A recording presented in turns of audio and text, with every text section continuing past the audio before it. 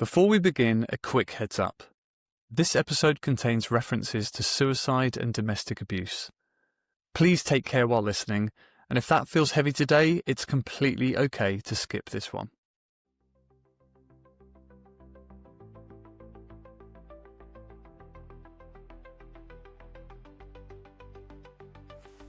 Welcome to the Brilliant Humans podcast, where we celebrate extraordinary people. But here's the catch. No one is talking about themselves.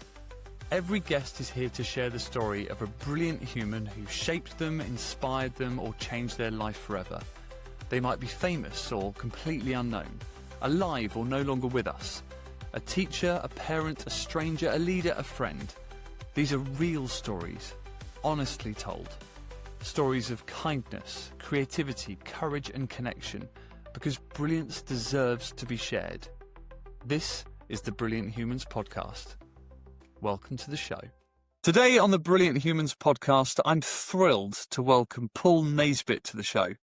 Paul describes himself as a survivor of domestic abuse, an advocate and volunteer, and is currently raising funds to create the first male refuge in the north of England. Outside of supporting others, Paul keeps himself grounded and focused by riding his motorbike and through taking part in fitness challenges. And you may have heard him speaking at national conferences, on the Jeremy Vine Show, or on the Hope for Men podcast. Just in case he's not busy enough, he also has 6 children, although none are biologically his. Today he's here to talk about someone who not only helped him get his life back on track, but who he believes saved his life. I'm really looking forward to this one, so welcome, Paul. Thank you for having me. Thank you so much. Look, it's going to be great. And before we start, I have to ask about the 6 children. How have you got 6 kids that aren't biologically yours? Yeah, so I don't have any biological children. I struggle to look after myself sometimes. So my partner is a foster carer. She has 3 girls of her own, and there's 3 boys who she cares for. It's an incredible shift in my life, and it adds so much value. Paul, thank you so much for coming on. You know, when I read your submission, I was just so taken aback by what you said, and I can't wait to dive into this. So let's get into it. Who is your brilliant human? Who are they? What do they do? And why have you suggested them for this podcast? Do you know what? It was so difficult that when I originally saw your post, I thought about the many people that's been on my journey. Obviously, you've heard some of my story, but you didn't hear the aspects of obviously when I was in the abusive relationship, which was really difficult. So I feel obliged to go right back to the start, who actually started and it was a catalyst, to be perfectly honest, for changing my whole mindset and leading me on this journey and allowing me to progress. And that guy is Mr. Paul Mort. Paul Mort. Okay, well, look, but I feel like, again, I've heard a little bit of your story, but yes, obviously the listeners and even myself hasn't heard what you just mentioned there, how it sort of started. Maybe before we go into Paul, you can give us the context of what the situation you were in before you met him. Yeah. We haven't got all night, but it's an interesting one. So I didn't realize, like many abusive relationships, I didn't realize the extent of the abuse I was involved in. In 2017, searching through Facebook, it was either a sponsored post or something. Couldn't quite understand it, but Paul's Cliff video came up, and it's quite an impactful video. He wasn't selling anything. Paul's actually a life coach himself. He wasn't selling any of his courses. He actually said in the video, "I've got nothing to sell you here." And he basically explained how difficult it is to be either a business person or a man without direction, without focus. And I thought that was me.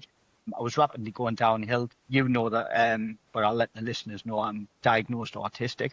I've got a very different way of looking on life, or certainly with my own thoughts.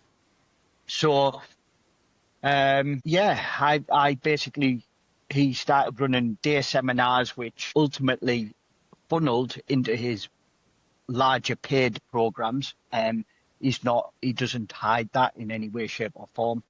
when I was going through, I started researching him and started researching some of his posts, and I realized somebody I knew was actually a friend of his and had been on one of his courses. So what I did was I contacted him and said, look, I'm thinking about doing this. What do you think? And his answer was so simple and powerful. He said, if you're asking me if you think that you should go on this day course, you've already answered your own question. And I was like, wow, powerful. Do you know, and these are all the, everything starts with brilliant questions, doesn't it? So I then, obviously, my finances were being controlled at that point, uh, although I wasn't aware of that. And I had to ask permission to pay the £197 to go and spend the day with Paul, which I did. And yeah, that's kind of how it kind of started. Paul, I've done a few of the day courses. I was never allowed. I could never release the funds to do his larger courses. But yeah, on his it's just quite interesting, isn't it? How it started. So I went on his day seminar to the Crown Plaza in Newcastle, and surrounded by a load of guys who basically had lost direction, and he was there to put everything right, And or try to. these guys weren't necessarily victims of domestic abuse. No, They were just no. guys that, like you say, just sort of wavered off their path and needed to come back to some sort of focus. Correct. So basically, Paul, he's expanded his type side of the business to help business people more now as well, because he found the vast majority who was using his paid courses were self-employed. So basically, what he does is he makes people understand and realize that you can't just channel yourself into one directional.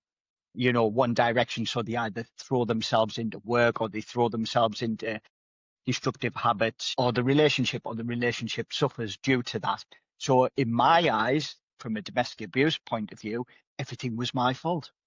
And because everything was my fault in the relationship, I'm like, oh, surely this guy can help us kind of get me some time back, maybe teach us a thing, even though I was in my 40s. Yeah, yeah. I mean, Yeah, we're always learning. I mean, wow. exactly. And that's the joy of when you have your mind opened up to that. But let me go back. I want to sort of come back to this point, but I want to go back to that first video that you saw, and so you Yes, called it the cliff video, and maybe we'll yes, post the link in the show description. But I'd appreciate that. what was your first impression then? What was it? Because we see so much content these days, but what was it about the cliff video that just went, Paul Naisbitt, this is for you? Yeah, so it was so powerful. So Paul attempted to take his own life. He was diagnosed bipolar. And I don't want to spoil the clip video, because I'd love it to get more airtime, to be perfectly honest. But he's from South Shields, so he's from the northeast, obviously further north than me. He speaks with a more powerful accent, which obviously we can relate to. Normal, as we can see, working class guy, who basically spent an absolute fortune going around the world trying to resolve these problems that he thought he had. And what he's done with his own course is piece together all the best aspects of everything that is being taught to him and put it together into his own course, which was fantastic. But ultimately, in the cliff video, and I'm sure if you put the link on, there'll be other people watching this that'll just watch it and go, "Oh, my life is just describing me and Right. where I'm at." It's very powerful. And is it generally, so is it all men, or was there any women in his program?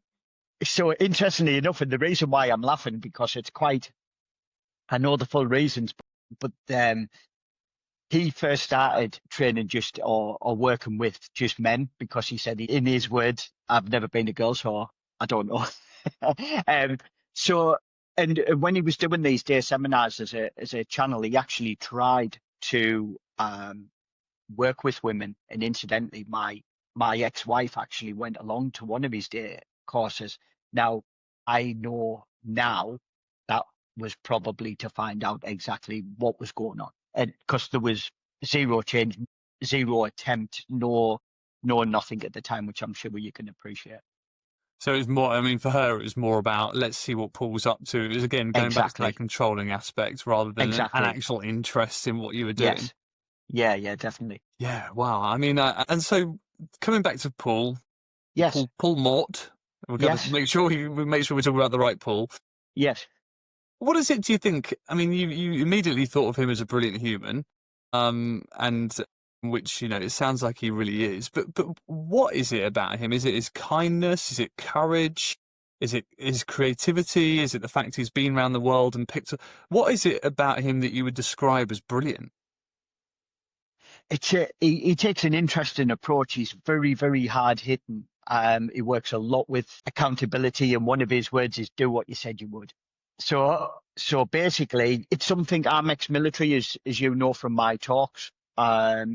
If I say I'm going to do something, you do it. That's the integrity that I have as a person, and that resonated with me. So he's very much about accountability, about doing what you said you would, and moving people forward at a pace that is very uncomfortable, to be perfectly honest.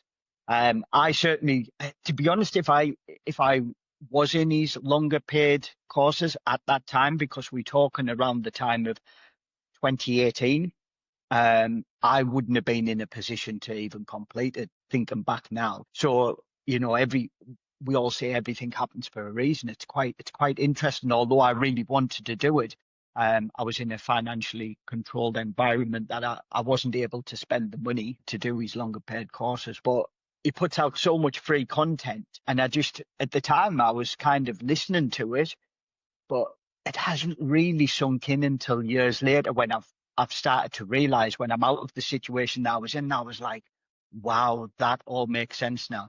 Yeah, yeah, Yeah, and so, I mean, look, it sounds like he's had a huge impact on you then. But yeah, definitely. and obviously, you know, he had an initial impact, and like you say, things happen for a reason. But thinking about these little light bulb moments that you've had since then, how has it changed? How's he changed the way that you think, you act, the way you see the world? So what he's done is he's opened up my mind to make me realize that I have always got a choice. And he's also, because of my trait, my autistic trait, I do research the life out of pretty much everything that I'm interested in, because I do need to understand it. So what he's done is he's opened the doors to, from the meditation that I've mentioned previously when I've done my talks. They're his meditation teachers, the people who used to work with him, who have now branched off and done their own mindset courses. I've done courses with them. And basically, he has just been that absolute kind of rock right at the beginning that's just exploded the way that I've researched and gone out and looked for other people. And so, I mean, obviously, because you've mentioned you've got autism and you're ex-military, so that's a particular case of person that he's working with. But I'm guessing he works with a range of people.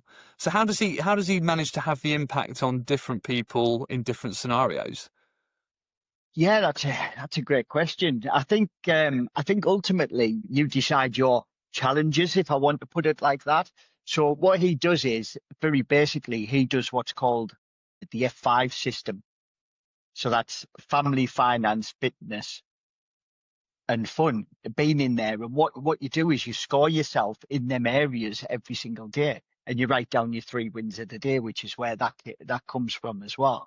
So it's little snippets that basically changes your whole confidence. You're like, hang on a minute, life is good. Working on the 5F system, you can see it when it's down in front of you. I'm not putting so much effort into the fun aspects. For me, riding my bike, going for a run. I'm maybe not spending enough time, with my partner, or I might not be setting date nights. So you set yourself little challenges in these areas. I'll take my partner on a date night once a week for the next 3 months, and you do it in blocks. You do it in blocks of quarters, and do you know what? It works fantastically for me. I know it works for other people, but certainly for myself, being that structured, being that organized, it really does resonate. Yeah, it's a framework, isn't it? It's so easy. So, Yes, so hang on, it's family. I think I might have missed one. It's family, fitness, fun, finance, and focus. focus. Okay, Yes. okay. And so what's the focus bit? Would that be like teaching yourself a new hobby or something like that? To be honest, I mean, he treats it as meditation. Right. But Okay. it could be breath work, it could be meditation, it could be anything. You must have, and I would imagine most listeners have heard of a morning routine or an evening routine. I mean, we all have a morning routine anyway, don't we? It's just sometimes it's picking up your phone, having a coffee, and driving the same way to work, but it's still a routine, whether it's chosen or not. You've chose that. That's how it works. So what he does is he basically interrupts that. And initially, it came across when I first came across it, I was like, isn't that a bit selfish? Like putting all this time into yourself. But he totally believes, and I do now, that if you don't put that focus on yourself and put yourself in the right place, you're never going to help other people. And we're both fully aware of that. Oh, 100%. I remember Yeah, I had a moment, and this was years ago, but I had a moment, I saw a realization, because I grew up, and if you look at, transactional analysis or drivers or scripts or whatever, belief systems that you create for yourself. And I yes, constantly believed that I needed to, be pleasing other people and, being yeah, perfect and being strong and all that stuff. And I remember I had this moment, it was an epiphany, and it was, I'm the only person I'm ever going to spend all of my life with. yeah, I'm the yeah. only person I'm going to spend every second of my life with. So I might as well work on myself, enjoy, and that changed things for me. And I really think it helps with relationships. And obviously you found that as well. Absolutely, absolutely.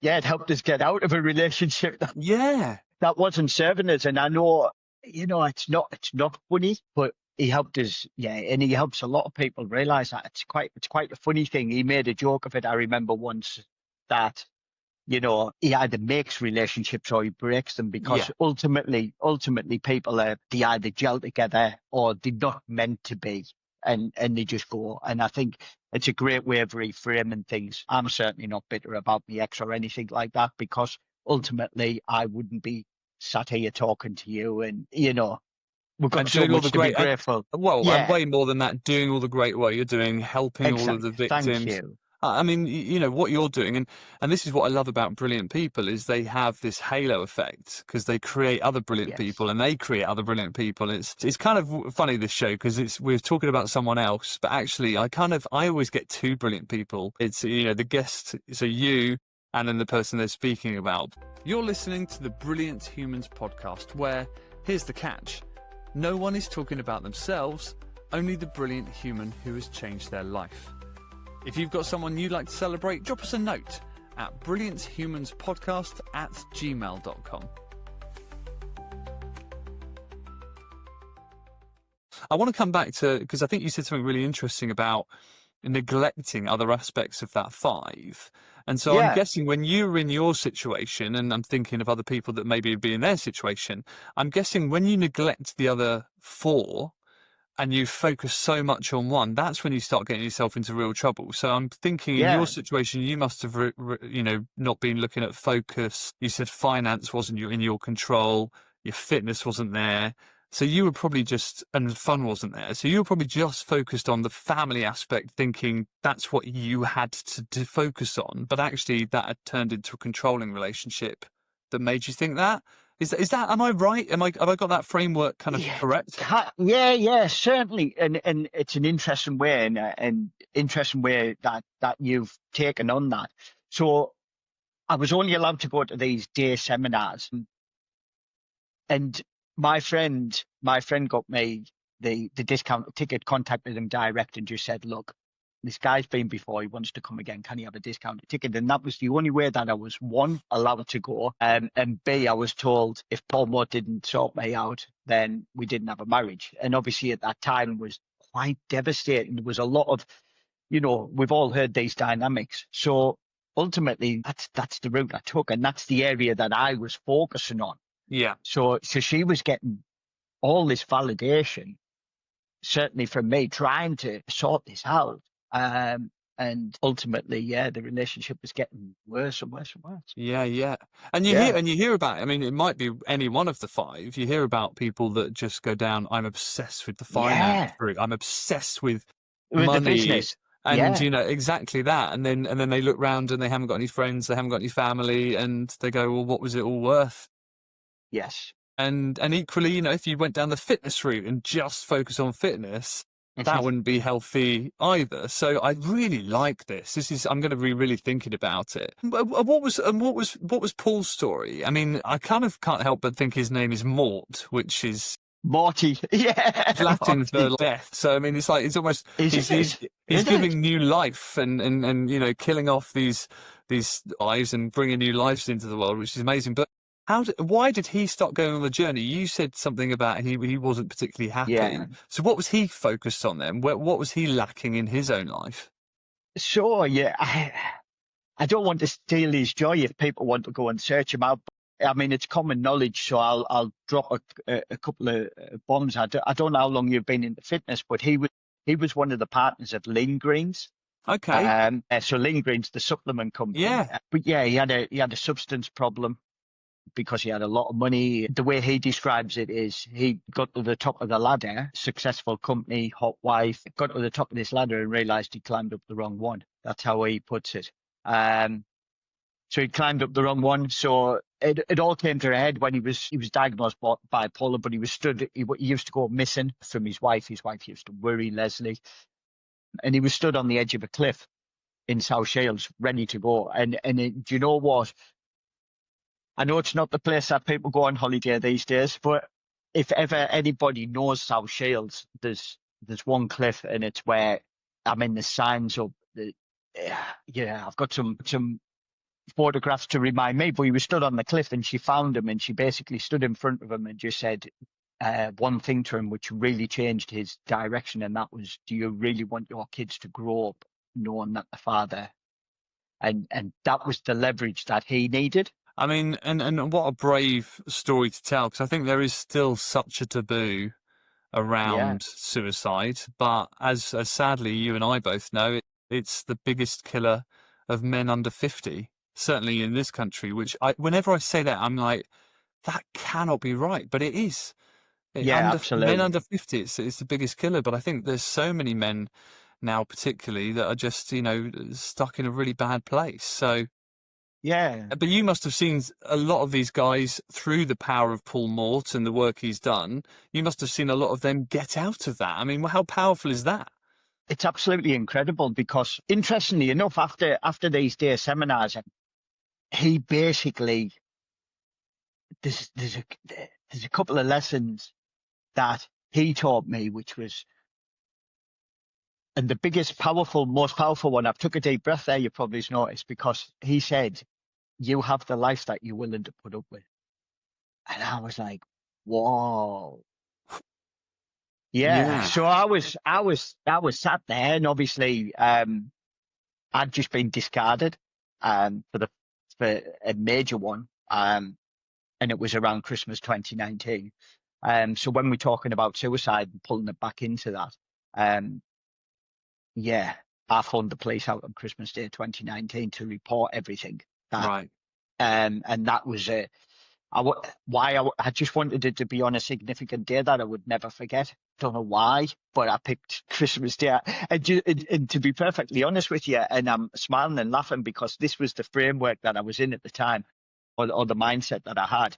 I thought the police aren't going to be that busy on Christmas Day, so I'm not pulling them away from anything more serious, or what I thought was more serious. It's crazy, isn't it?